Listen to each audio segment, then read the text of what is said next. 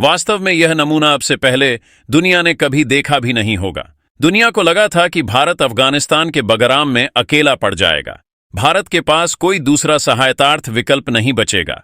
भारत अकेले अमेरिका से चौतरफा गिर जाएगा। लेकिन जो हुआ वह पूरी दुनिया को चौंका दिया। अगर आप अपने देश से बहुत प्यार करते हैं तो अपने देश के लिए हमारे चैनल को सब्सक्राइब करें और वीडियो को लाइक करके कमेंट में भारत माता की जय जरूर बोलें, जिससे हर भारतीय का सीना गर्व से चौड़ा हो जाएगा। इस वक्त भारत ने न सिर्फ बगराम एयरबेस को अपने सैन्य छावनी के रूप में तब्दील कर दिया है, बल्कि भारत ने बगराम एयरबेस पर 28 से ज्यादा देशों का समर्थन भी प्राप्त कर लिया है।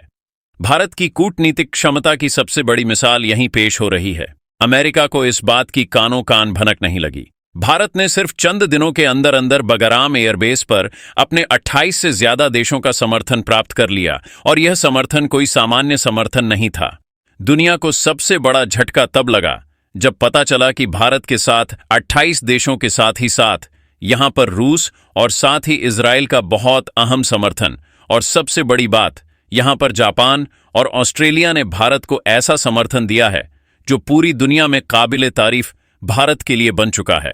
पूरी दुनिया को भनक भी नहीं लगी और भारत ने अफगानिस्तान में न सिर्फ अपना सैन्य बेस बनाया, बल्कि दुनिया की वैश्विक ताकतों के साथ मिलकर के इसकी सुरक्षा चाक-चौबंद की है। भारत के सैटेलाइट इमेज के जरिए से पूरी दुनिया ने देखा कि किस कदर से बगराम एयरबेस में बीते कई दिनों से लगातार एक्टिविटी बढ़ रही है। भारत का C-17 ग्लोब मास्टर से लेकर के भारत की स्पेशल कमांड फोर्सेस वहां पर तैनात की गई हैं। इसके बाद भारत ने अपने सबसे advance air defence system S-400 की खेप भी वहीं तैनात कर दी।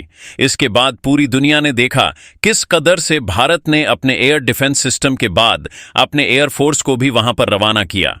देखा गया कि भारत के लगातार कई फाइटर जेट वहां पर हवा में चौकसी सुरक्षा को मजबूती से दृढ़ निश्चय कर रहे थे, और यह सब कुछ किया जा रहा था भारत के साथ। अफगानिस्तान के संबंधों की बेहतरी के लिए जो सबसे बड़े कदम उठाए गए थे वो थे, दरअसल अमेरिका भारत की बढ़ती ताकत से डोल चुका है। अमेरिका को पता चल चुका है कि अब भारत के ऊपर उसके कोई भी पतरे काम नहीं आ रहे हैं, और इसीलिए अमेरिका ने भारत के खिलाफ बहुत बड़ी प्लानिंग की थी। दरअसल यह प्लानिंग कुछ और नहीं बल्कि अफगानिस्तान में धीरे से अपने फाइटर जेट को एंटर कराने की थी।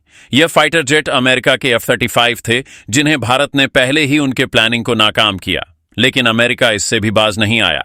उसके बाद अमेरिका ने अपने सबसे घातक, या फिर यूं कह लीजिए दुनिया के सबसे खतरनाक कहे जाने वाले B-2 बॉम्बर को अफगानिस्तान के लिए रवाना किया था, जो अमेरिका की तरफ से किया गया सबसे बड़ी प्लानिंग थी। और इस प्लानिंग के पीछे न सिर्फ अमेरिका बल्कि आपको बता दें कि तुर्की और सऊदी अरब भी शामिल थे।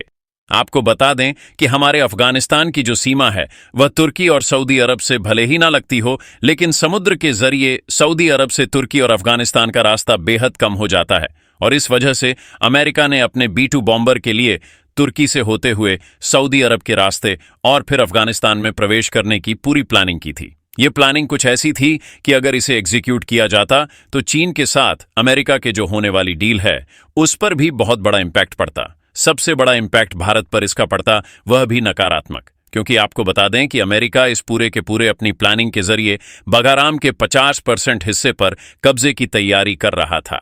अमेरिका को लगा था कि वह अपने इस B-2 बम्बर के जरिए प्लान में जब एंटर करेगा, इसके बाद वह बगराम एयरबेस के 50% हिस्से को अपने कब्जे में बड़ी आसानी से लेगा। लेकिन शायद वह भूल चुका था कि उसके सामने वाला देश कोई और नहीं बल्कि भारत है।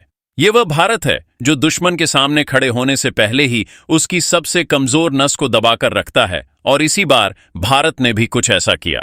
भारत ने अमेरिका को ऐसा लग रहा था कि भारत को उसके पूरे के पूरे प्लान, उसकी साजिश की खबर नहीं है, लेकिन दरअसल भारत ने भी कुछ ऐसे ही दिखाने की कोशिश की कि उसको अमेरिका के प्लानिंग की खबर नहीं है।